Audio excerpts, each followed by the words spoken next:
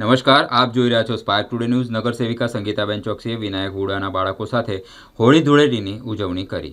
હોળી અને ધૂળેટીના પાવન પર્વ નિમિત્તે વડોદરાના વોર્ડ નંબર 11ના નગર સેવિકા સંગીતાબેન ચોકસીએ પ્રેરણાદાયક ઉજવણી કરી હતી। તેમણે પોતાની દત્તક લીધેલી વસ્તી વિનાયક હુડા ખાતે મુલાકાત લઈ સ્થાનિક બાળકો સાથે વડીલો સાથે તહેવારનો આનંદ માણ્યો હતો।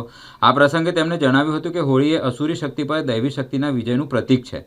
સંગીતાબેને ત્યાં હાજર તમામ બાળકોને ધાણી અને ખજૂરનું વિતરણ કર્યું હતું। પોતાના મનપસંદ નગર સેવિકાને પોતાની વચ્ચે જોઈ બાળકોમાં ભારે ઉત્સાહ જોવા મળ્યો હતો। સંગીતાબેને સૌના જીવનમાં સુખ શાંતિ અને સમૃદ્ધિના રંગો છવાય તેવી શુભેચ્છાઓ પાઠવી સાદગીપૂર્ણ રીતે પર્વની ઉજવણી કરી હતી। સંગીતા ચોકસી, નગર સેવિકા, વોર્ડ 11 વડોદરા।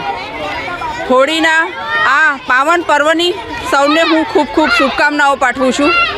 આ જે હોલિકા દહન જે છે એ આપણા જે અસુર શક્તિ ઉપર દેવી શક્તિઓનો વિજયનો એક ખૂબ મોટો ઉત્સવ છે અને આપણી આ જે ધૂળેટી છે એ જે રંગોનો પર્વ છે તો એ નિમિત્તે પણ હું આપ સૌના જીવનમાં સુખ શાંતિ અને સમૃદ્ધિમય રંગોથી આપણું જીવન ખૂબ જ રંગમય રહે એવી પણ મારી શુભેચ્છા છે।